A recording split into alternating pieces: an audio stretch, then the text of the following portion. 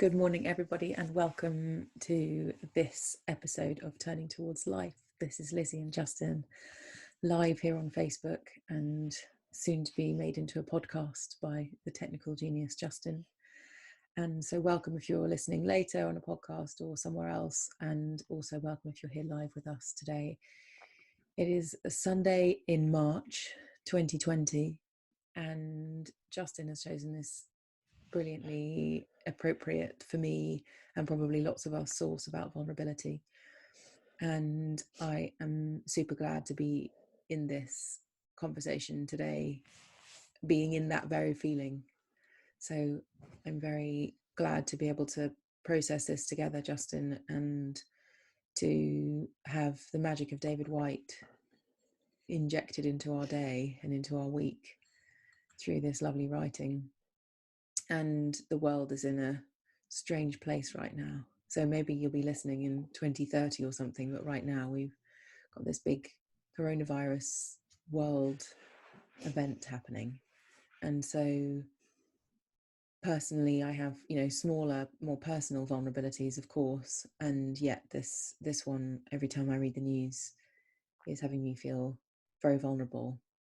And of course, in one way, I don't know what the truth of anything is, because I don't and I can't, and it's all through journalists and politicians and things, and I don't know what the best thing to do is. I don't know how to be in it, really. So to come at it from this angle of vulnerability feels like a real gift. So I'm very grateful, Justin, to be here and to have this. Me too. Good morning, everyone. Morning, Lizzie. Well, I think if turning towards life isn't for turning towards the difficult, confusing times, I'm not sure what it is for, if we can't respond. And yes, I brought this, which we're going to read in a moment, sourced by David Whyte, which I think is from his book Consolations, which is a wonderful and beautiful book, as you know, as well, Lizzie. Because I think that we need ways of talking about our situation without flipping out or distancing ourselves or numbing ourselves. And one of the things I love about David Whyte's writing is how truthful he is about what it is to be a human, and that opens up lots of possibilities. So I'm very glad to be doing this morning. I'm really glad we have this practice, and I know that one of our wishes for this is that it's also of benefit to others.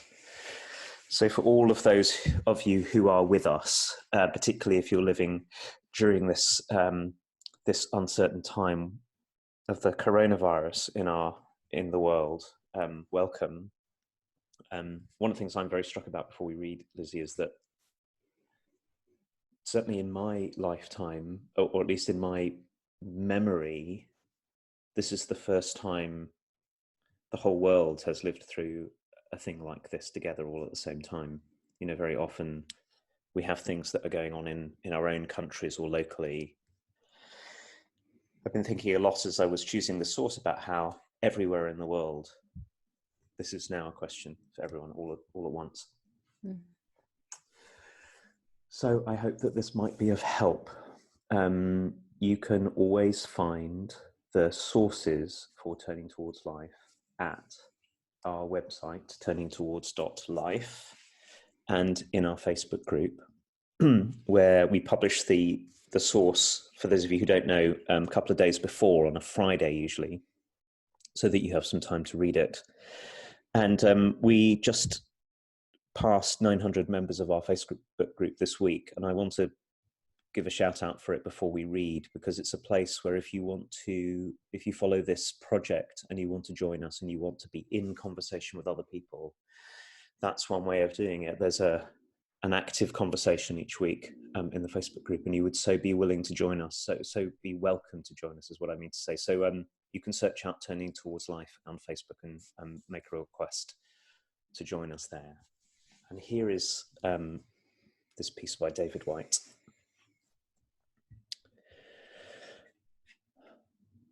Vulnerability is not a weakness, a passing indisposition or something we can arrange to do without. Vulnerability is not a choice. Vulnerability is the underlying, ever-present and abiding undercurrent of our natural state. To run from vulnerability is to run from the essence of our nature.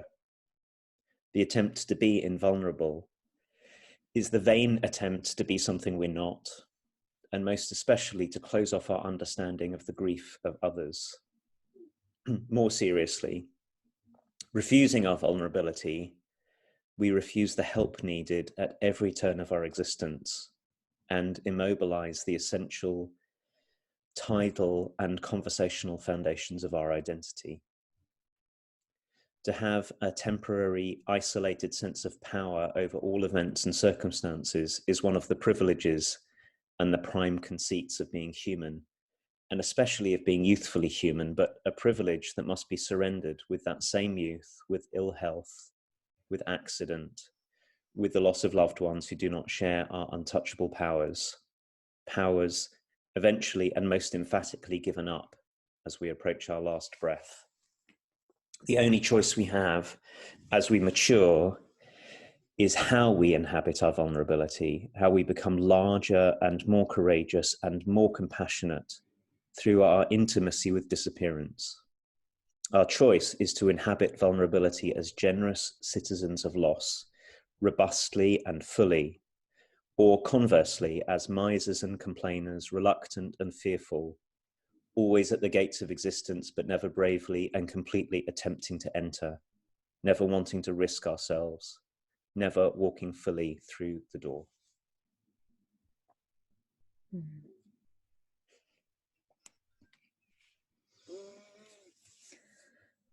To have a temporary, isolated sense of power over all events and circumstances is one of the privileges and the prime conceits of being human, and especially of being youthfully human, but a privilege that must be surrendered with that same youth, with ill health, with accident, with the loss of loved ones who do not share our untouchable powers, powers eventually and most emphatically given up as we approach our last breath. The only choice we have as we mature is how we inhabit our vulnerability, how we become larger and more courageous and more compassionate through our intimacy with disappearance. Our choice is to inhabit vulnerability as generous citizens of loss, robustly and fully, or conversely as misers and complainers, reluctant and fearful, always at the gates of existence, but never bravely and completely attempting to enter, never wanting to risk ourselves, never walking fully through the door. It's really wonderful hearing you read that, Lizzie.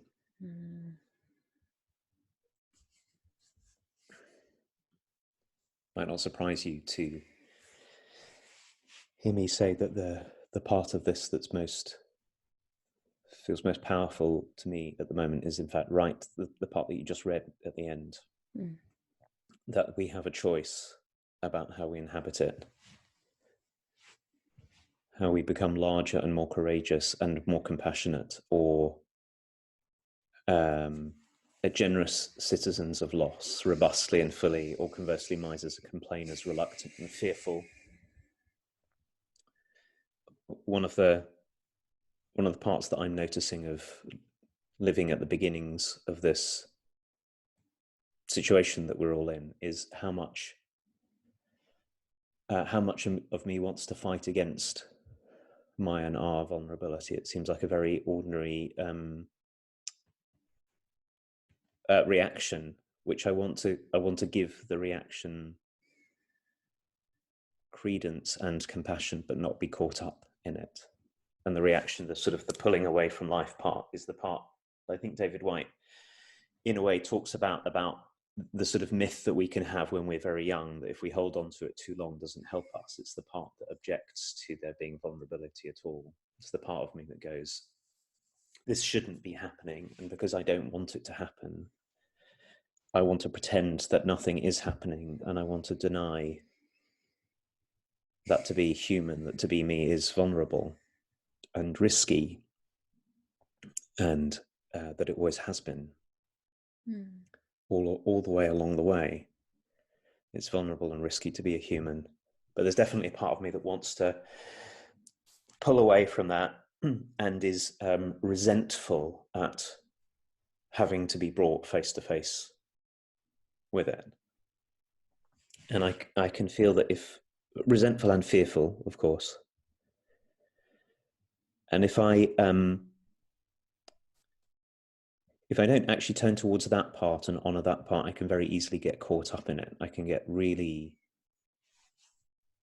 rigid and self-protective as well, like a great big shout or scream against the conditions of existence. And I notice in myself something that David White points to very, very beautifully, which is that when I'm caught up in that, the locus of my attention is really on me. It doesn't go very much further than this is happening to me, and I don't want it to happen to me, and how dare it happen to me, and let me make sure that I don't have to feel it and that I'm protected. And the tragedy of that, if indulged for too long, if stayed with for too long, is that it doesn't protect me any more than anything else. But what it does is it has me contract away from the possibility of care for others, but also of the receipt of care from other people as well. It's a breach in relationship. It's in a way, it's finding myself objecting to being smaller than I would like to be, and in the same instant trying to make myself way too big, like way bigger than the situation.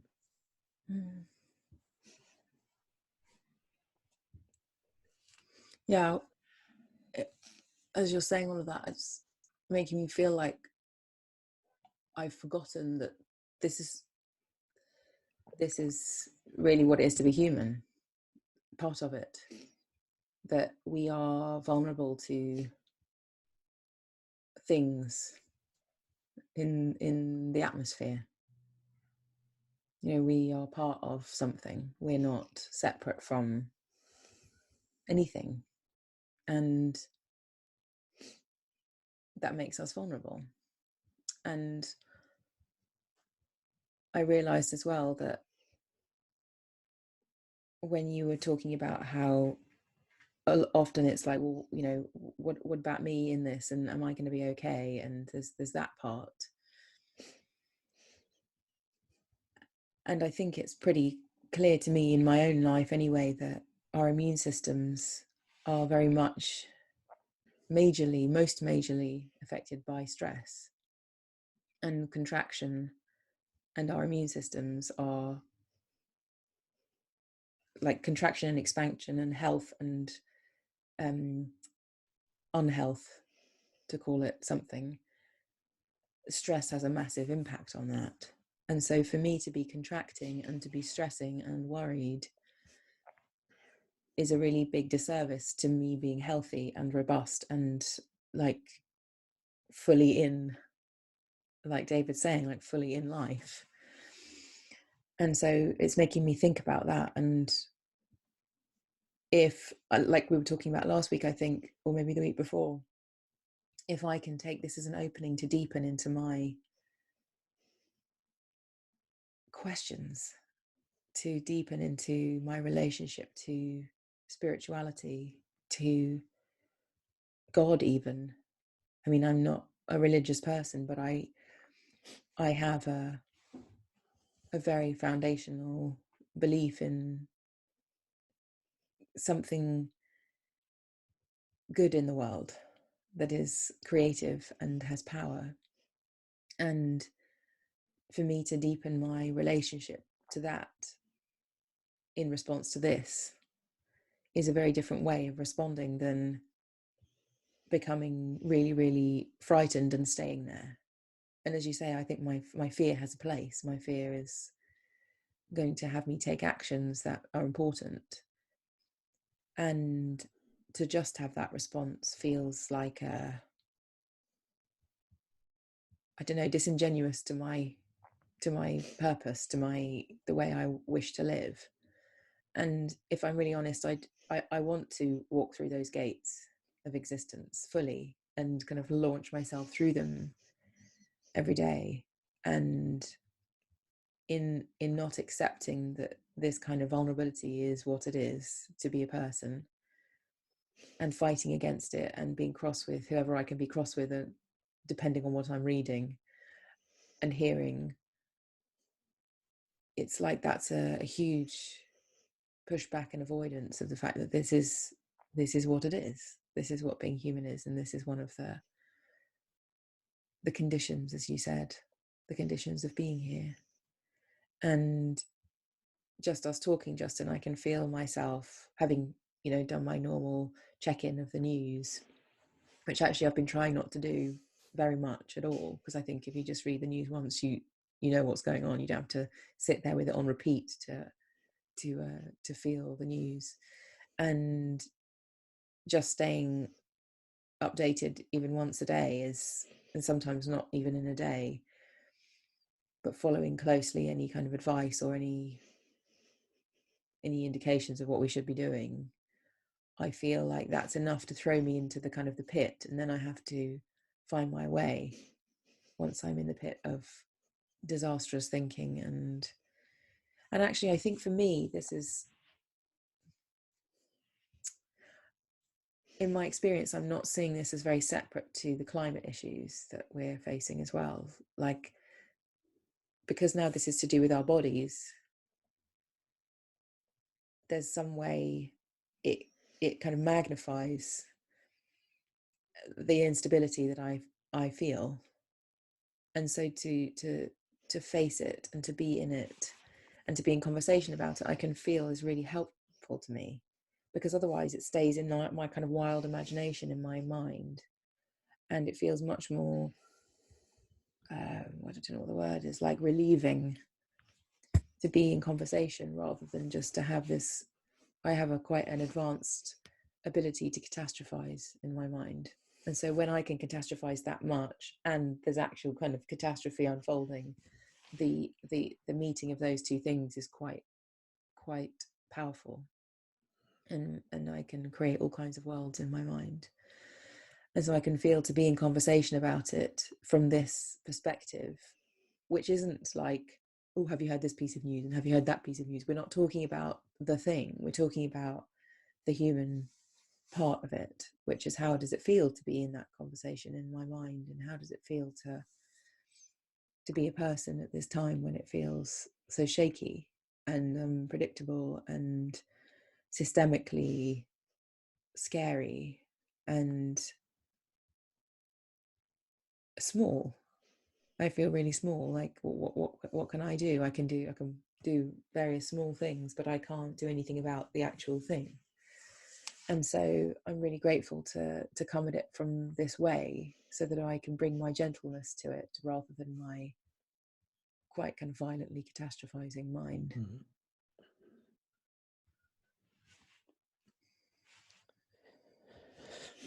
I'm really struck by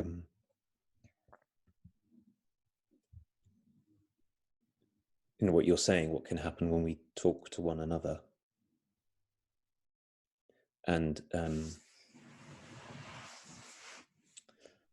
share with one another what it's like to feel vulnerable and what it's like to feel afraid, and what it's like to feel confused, and what it's like to feel small in the face of something that's very big that we can't change. And in doing so also to find our bigness. It seems to me it's less, and this is one of the things I love about David Whyte's writing, because he writes here about, in various ways, about the conversational foundations of this and the intimacy of it, which is that when we're not talking to one another, it's really easy to get thrown into this sort of two different poles of, I'm tiny and I'm terrified and I'm just frozen, or I demand the right to be the one who can change the whole circumstance and make it all go away so I won't have to feel it. Neither of which we can. Well, we can be tiny and terrified and frozen, but we can't do the other one. Yeah. It's beyond us. And I think that if we don't talk to one another, if we don't find a way into this conversation, we very easily all of us at the same time contract from life and contract from one another, when actually we really need one another. You can feel how enormously settling it is, not in a everything's all right way, but in a I can find in me that which will have me meet this circumstance truthfully, because I can feel in you that which is that same thing that's possible in you. And I find out that together we can both feel afraid and confused, and we can both feel capable at the same time. And it seems to me that capable doesn't mean also being able to have things go a particular way. You know, one of the difficulties of this time is not knowing how things are going to go.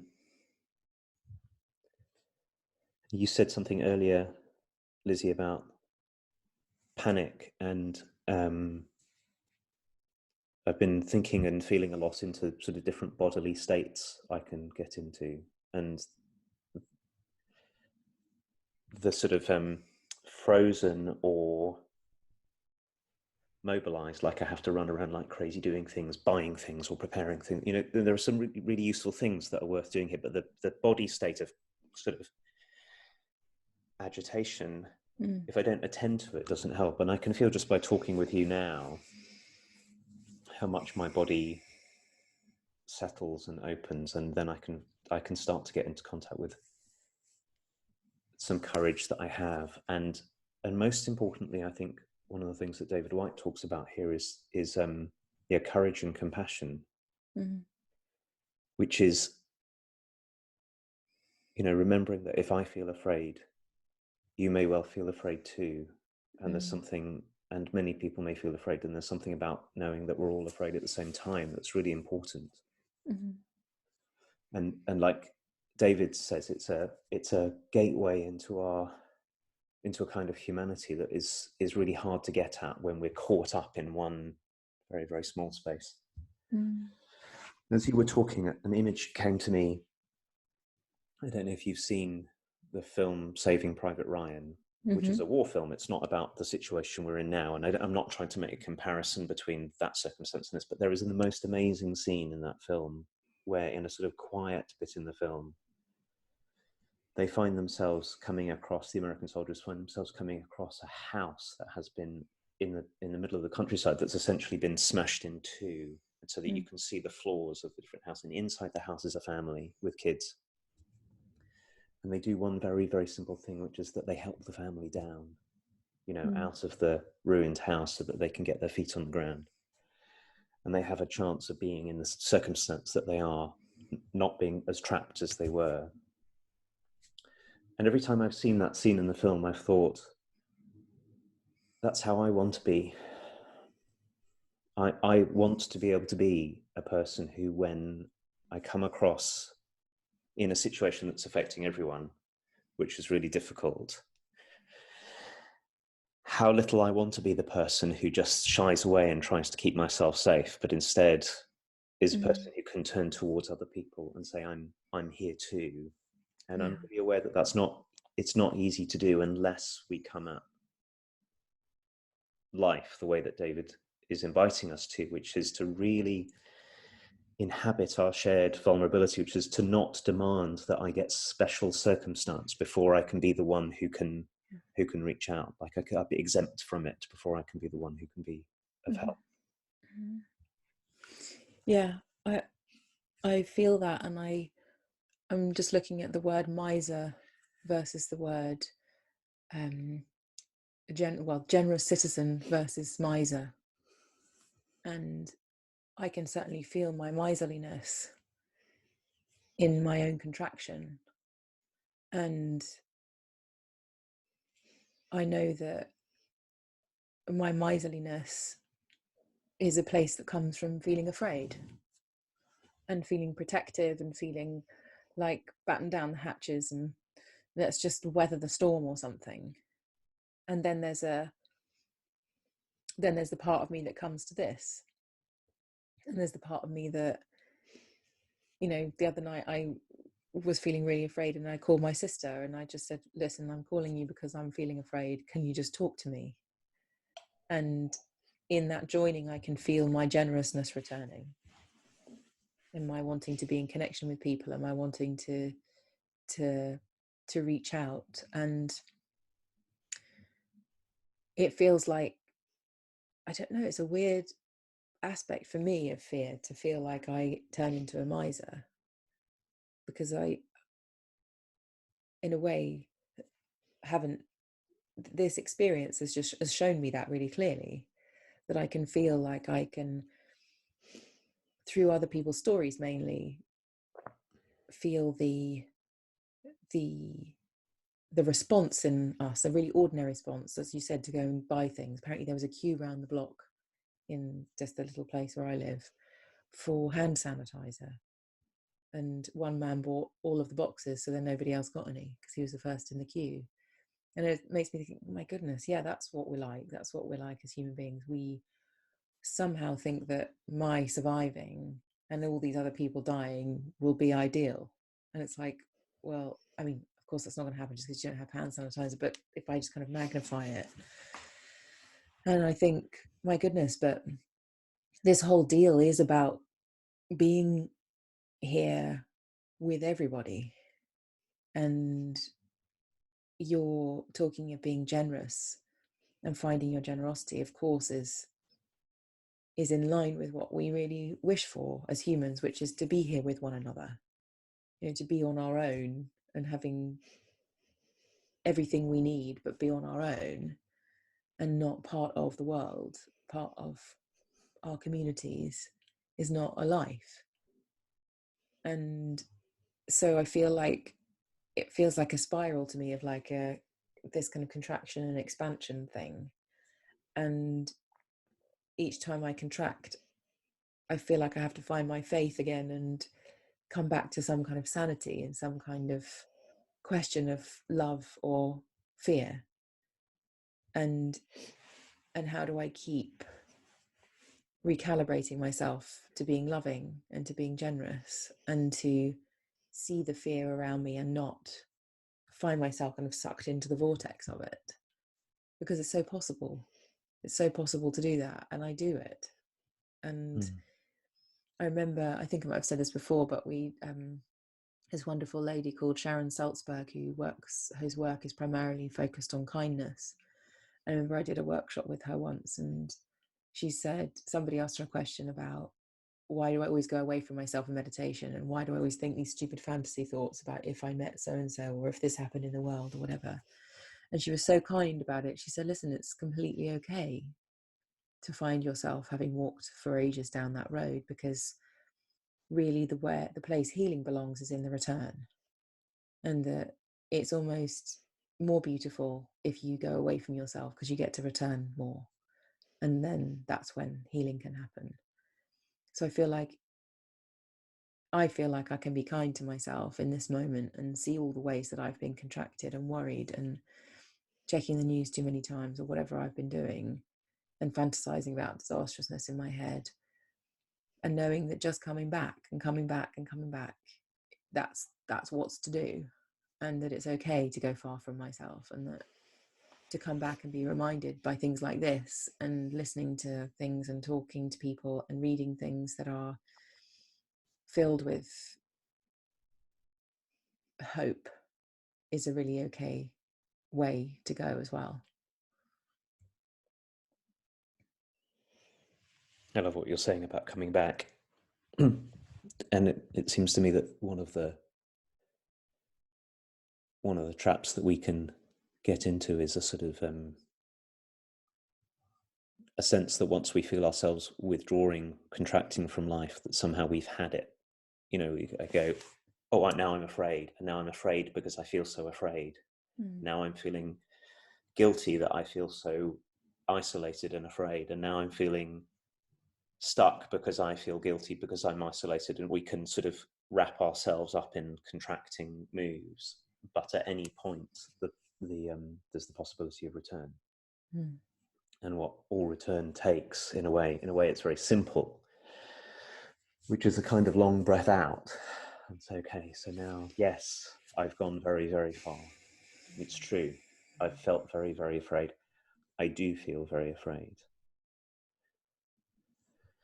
And now it's time to turn towards someone else, or it's time to turn towards my life, or it's time to put all of that down so I can take care of someone, or it's time to pick up the phone, or whatever it is.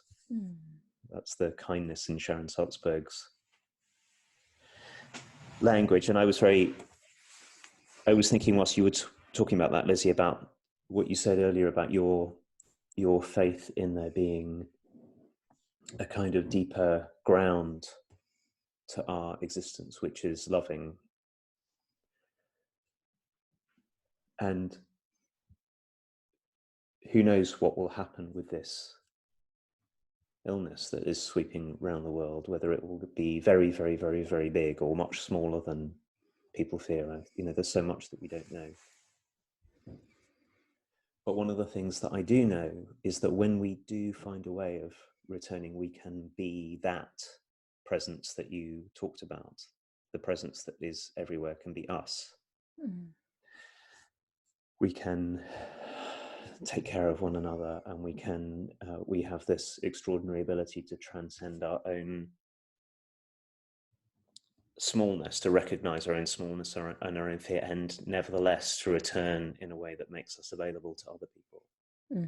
That we can be in this generous and compassionate relationship, intimacy with our own disappearance, inhabiting vulnerability as generous citizens. I know that that's true because I see it and feel it in this conversation, and I have seen and felt it many times over the last week with other people, hearing and feeling people asking this question, which is I think the question that we're asking here, that we could all ask again and again, is who do we want to be in this? Because that's the possibility that humans have, is that there is no one way for us to be. So we can panic and buy all the hand sanitizer so that nobody else can have any, which is a perfectly ordinary human response, but that's not the only one that's available to us. Yeah. And I'm sure that talking with one another is the key. And I'm sure that talking one another, you said this earlier, actually, Lizzie, that there is one way of talking with one another where all we do is we amplify the stories. Have you heard? Have you heard? I heard that. I heard that. Or we can pay attention to that of the news that we need to know about so that we can all take care of one another. And then we can have a different conversation. We don't have to have the one that triggers us all into endlessly into contraction. That's not the only conversation that's possible here. It's one of the reasons I'm very grateful for print newspapers, because I've just been buying the newspaper, which is bounded. It's got a certain amount of information for the day. Yeah. And I can read it. And then I've taken up the practice of not checking the news all the time, because I don't think it's going to change that quickly. And even if it does, all it does is it throws me into so I'm just not doing it right now. Yeah.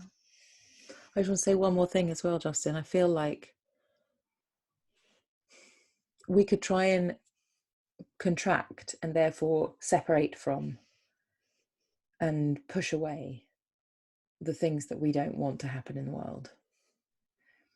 Or we can integrate them into our experience and let them be here and find our bigness, as you said. And I feel like that's what my landing place is in this conversation right now, is if I can integrate this experience and have it be part of me, it's far more relaxing and healthy for me than to try and push it all away all the time. And I feel like that's what I'm going away with, is a renewed commitment to my sense of integration, rather than trying to deny or separate or push away, which ironically, I mean, it doesn't sound, it's a bit counterintuitive, I can feel in myself now, but it feels like if I can welcome something and allow it to be, which doesn't mean not doing all the things I can do, but in my imagination, just allow this to be something, I think my sane mind might be able to make decisions rather than my insane one.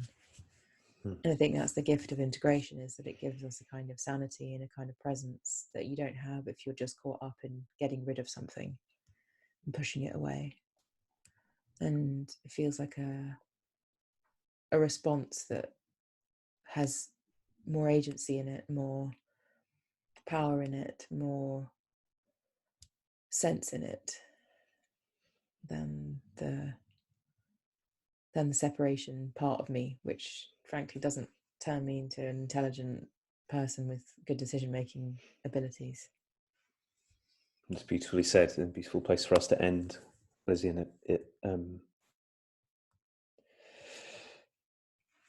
strikes me that the implication of what you're saying is that in order to do that, it really helps us also to welcome that of us which is afraid and that of us which wants to separate.